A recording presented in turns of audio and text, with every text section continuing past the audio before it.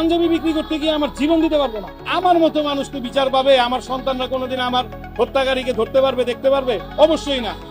সিংহের মতো বাঁচতে চাই, কিন্তু সিন্ডিকেটের গুলিতে সন্তানদের এতিম করতে চাই না, তাই দেশ ছেড়ে চলে যাচ্ছি। পরিস্থিতি স্বাভাবিক হলে হয়তোবা একদিন দেশে ফিরবো। কথাগুলো কোনো সিনেমার সংলাপ নয়, অত্যন্ত আক্ষেপ আর বুকফাটা কষ্ট নিয়ে কথাগুলো বলেছিলেন রাজধানীর মগবাজারের নবীন পাঞ্জাবি শোরুমের মালিক এনামুল হাসান নবীন ওরফে নবীন হাশেমি। একজন সৎ ব্যবসায়ীকে কেন আজ দেশান্তরী হতে হলো? কেন তাকে জীবন বাঁচাতে বিদেশে পাড়ি দিতে হলো?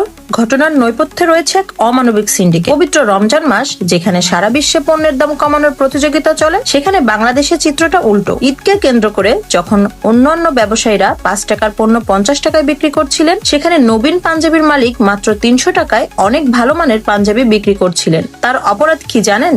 তার অপরাধ ছিল তিনি সাধারণ মানুষের পকেট কাটতে চাননি। তিনি কম লাভে পণ্য বিক্রি করছিলেন, আর এটাই কাল হয়ে দাঁড়ালো ওই মার্কেটের প্রভাবশালী সিন্ডিকেট যারা কাস্টমারের পকেট কাটতে অভ্যস্ত, তাদের এই সততা সহ্য হয়নি। ফলাফল, প্রশাসনকে সাথে নিয়ে জোরপূর্বক বন্ধ করে দেওয়া হলো নবীন শোরুমটি। এখন প্রশ্ন উঠেছে, বর্তমান তারেক সরকারের আমলে ব্যবসা করতে হলে কি 300 টাকার পাঞ্জাবি 3000 টাকায় বিক্রি করতে হবে? এই অতিরিক্ত গলাকাটা লাভের টাকা থেকে কি দলীয় সিন্ডিকেট আর চাঁদাবাজের ভাগ দিতে হবে? তাহলে কি আবারও সেই হাওয়া ভবন এবং তারেক জিয়ার সেই পুরনো বন্ধুরা ফিরে এসেছে? বাংলাদেশে কি আবারও সন্ত্রাস আর চাঁদাবাজির রাজত্ব কায়েম হচ্ছে? গিয়াসউদ্দিন আল মামুনরা কি আবারও ভিন্ন রূপে ফিরে আসছেন? আগে তারা খেতেন 10%, এখন কি তবে 20% খাওয়ার উৎসব শুরু হয়েছে? 1/11 সেই ভয়াবহ দিনগুলোর কথা কি কারো মনে নেই? ভুক্তভোগী নবীন হাসান পুলিশের কাছে গিয়েছিলেন সাহায্যের জন্য, কিন্তু পুলিশের আচরণ ছিল স্তম্ভিত করার মতো। পুলিশ উল্টো তাকে জানালো যে এই সিন্ডিকেট তারেক রহমানের বন্ধুর লোক, তাদের বিরুদ্ধে কিছু করার ক্ষমতা পুলিশের নেই। ঘটনার দিন রাতে আমাকে হাতিরঝিল থানা পুলিশ ওসি তিনি আমাকে ফোন দিয়ে বললেন যে এই ঝামেলাটা এইখানেই আপনারা সমাধান করে নেন, নিজেরা সমাধান করে নেন, কারণ ওনার সাথে আপনি পেরে উঠবেন না।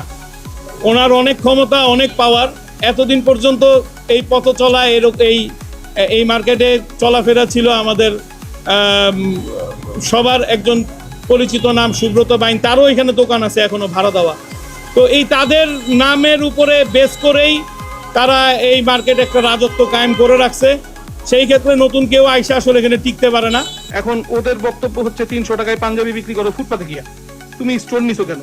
আরে ভাই, আমার কস্টিং পরে 240 টাকা, আমি 60 টাকা মুনাফা, এটা তো আমি হালাল ভাবে করতেছি, বরং আমার কাছে মনে হয় আরো 10 টাকা কমাই দিলে মনে হয় ভালো হয়। তো এইখানে আমি 240 টাকা কস্টিং এর একটা পাঞ্জাবি, 10 টাকা একটা ব্যাগ, 250 টাকা, অবশিষ্ট 50 টাকা প্রফিট মার্জিন, মানে অনেক ভালো। তা আমি এর চেয়ে বেশি সেল করব কেন? আমার কিয়ামতের দিন তো আল্লাহর কাছে জবাবদিহি করতে হবে। আর কাফনের কাপড়ে তো পকেট নাই যে আমি পকেটে করে টাকাগুলো নিয়ে যাব। সুতরাং আমাদের যেই রকম ভাবে কস্টিং করতেছে, আমরা সেই রকম ভাবেই প্রোডাক্ট সেল করার চেষ্টা করতেছি সবসময়। এটা খুলবেন না আজকে, বলবেন যে দেন তো আপনাদের তেল দিতে নিতে তো আমি মার্কেটে দিয়ে হয়ে গেছে। এখানে সৃষ্টি করছে, পুলিশ বন্ধ করে দিছে। ওসি সাহেব বললো যে আমরা দোকান বন্ধ করি নাই, দোকান খোলার পারমিশনও আমি আপনাকে দিতে পারছি না। এমন হয়েছে যে পলকের মতো ইন্টারনেট বন্ধ করি নাই, ইন্টারনেট বন্ধ হয়ে গেছে। তো ওনারা বন্ধ করছে, সিসিটিভি ক্যামেরার মধ্যে আছে, আপনারা আমাদের সিসিটিভি ক্যামেরা দেখতে পারেন, মার্কেট কর্তৃপক্ষের সিসিটিভি ক্যামেরা দেখতে পারেন। পরবর্তীতে আমি ওসি সাহেবকে জিজ্ঞেস করলাম যে এখন কি করতে পারি, আমি এখন কি করার আছে আমার। তো উনি বললেন যে যারা বন্ধ করছেন তাদের সাথে যোগাযোগ করেন, তাদের সাথে কথা বলে তারপরে ওপেন করতে পারলে ওপেন করেন, আমি কিছু করতে পারবো না। না, কোনো ম্যাজিস্ট্রেট ছিল না। ম্যাজিস্ট্রেট কেন থাকবে? আমরা এখানে কোনো 2 নম্বরই ব্যবসা করি না, আমরা এখানে লিগ্যাল বিজনেস করছি। আমরা একটা অফার দিয়েছি, 2টা কিনলে 4টা ফ্রি, 330 টাকা বড় একটা পাঞ্জাবির দাম। যাদের প্রয়োজন তারাই নিতে আসছে। আমি এখন পাঞ্জাবি বিক্রি করতে গিয়ে আমার জীবন দিতে পারবো না। আমার মতো মানুষকে বিচার পাবে? আমার সন্তানরা কোনোদিন আমার হত্যাকারীকে ধরতে পারবে, দেখতে পারবে? অবশ্যই না। তো জীবন অনেক মূল্যবান। ব্যবসা এটা না করলে অন্য কিছু করব, বিদেশ চলে যাব, বিদেশে গিয়ে ব্যবসা বাণিজ্য করব, কিন্তু জীবন একটাই। আমার এই জীবন আমি এই সিন্ডিকেটের কাছে শেষ করতে আমি রাজি না। এখানে যারা আছেন তারা আমাদের প্রাইম মিনিস্টারের বন্ধু এরকম পরিচয় দেন। প্রাইম মিনিস্টার তাদের কাছ থেকে কেনাকাটা করে দামি দামি কাপড় চোপড় কেনে। আমরা এই পর্যন্ত প্রাইম মিনিস্টারকে এত দামি কাপড় পরতে দেখি নাই। আমরা প্রাইম মিনিস্টারকে দেখছি সাধারণ মানুষের মতো সাদা একটা শার্ট, কালো একটা প্যান্ট পরে। আপনারা তো তাই দেখেছেন। তো আমরা সবাই এইটাই দেখি। 17 বছর তার যে লাইফ দেখেছি একটা সাদা শার্ট, একটা প্যান্ট পরা, একটা স্কাই ব্লু কালারের একটা শার্ট একটা প্যান্ট পরা, সেটা এত দামের না, লাখ লাখ টাকা দামের জুতাও সে পরে না। তো যেই মানুষ একটা সাধারণ সার্জেনকে ডাক দিয়ে ঈদের জন্য সে কোলাকুলি করতে পারে, সেই মানুষ এত ডন লেভেলের লোকজন তার বন্ধু থাকবে, আমি এটা বিশ্বাস করি না। সম্ভবত প্রাইম মিনিস্টার জনাব তারেক রহমান সাহেবের নাম ভাঙিয়ে তারা খাচ্ছে। ভাবুন একবার, একজন ওসি যখন বলেন তারা প্রভাবশালী, আমাকেই ট্রান্সফার করে দেবে, আপনি বরং তাদের সাথে সমঝোতা করেন, তখন বুঝতে হবে এই রাষ্ট্র কোন দিকে যাচ্ছে। এটা কি কোনো সভ্য দেশ নাকি মগের মুল্লুক? তারেক রহমান সাহেব, আপনি যদি দেশ চালাতে চান তবে আপনাকে অনতিবিলম্বে অপারেশন ক্লিন হার্ট 2 শুরু করতে হবে। আপনার চারপাশের এই বন্ধুদের নামের আবর্জনা পরিষ্কার করতে হবে। যদি আপনার দলের বড় বড় নেতা কিংবা ছাত্র নেতাদের জেল খাটানো বা কঠোর শাস্তি দেওয়া প্রয়োজন হয় তবে তাই করতে হবে। শেখ হাসিনা যদি নিজের দলের বড় বড় নেতাদের জেলে ভরতে পারেন তবে আপনি কেন পারবেন না? মনে রাখবেন, এদেশের জনগণ আর হাওয়া ভবন কালচার মেনে নেবে না। ধানমন্ডি 32 নম্বরকে যদি জনগণ রক্ষা না করে থাকে তবে কোনো ভবনই রক্ষা পাবে না যদি সেখানে দুর্নীতির চাষ হয়।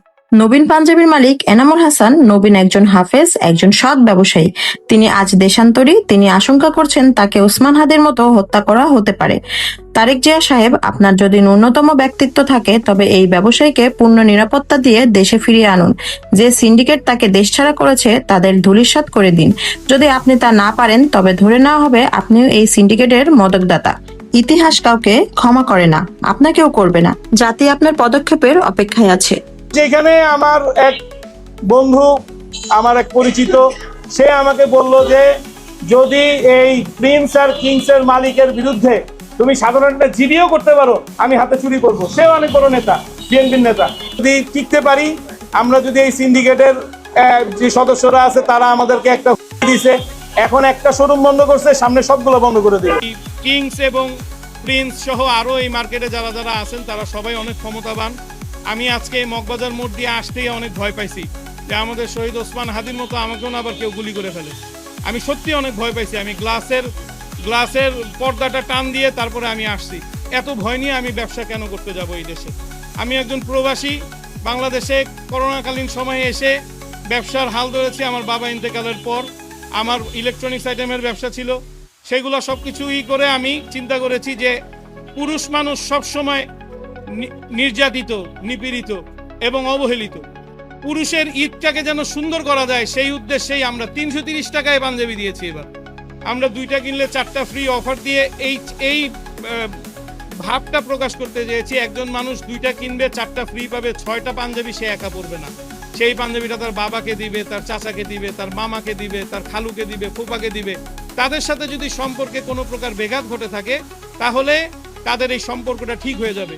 এই চিন্তা ভাবনা থেকে অফার দেওয়ার পর যদি এই সিন্ডিকেট ব্যবসায়ীরা আমাদের উপরে আক্রমণ করে এবং পুলিশ সদস্যরা যদি তাদেরকে সহযোগিতা করে আমাদের গরিব দুঃখী অসহায়দের চালানোর মতো এই প্রতিষ্ঠান বন্ধ করে দেয় এবং সামনে পুলিশ পাহারা দেয় এবং গ্রাহকদেরকে বলতে থাকে যে এই প্রতিষ্ঠানের চেয়ে ভালো পণ্য অন্য মার্কেটে পাওয়া যায়, ওইখানে যান।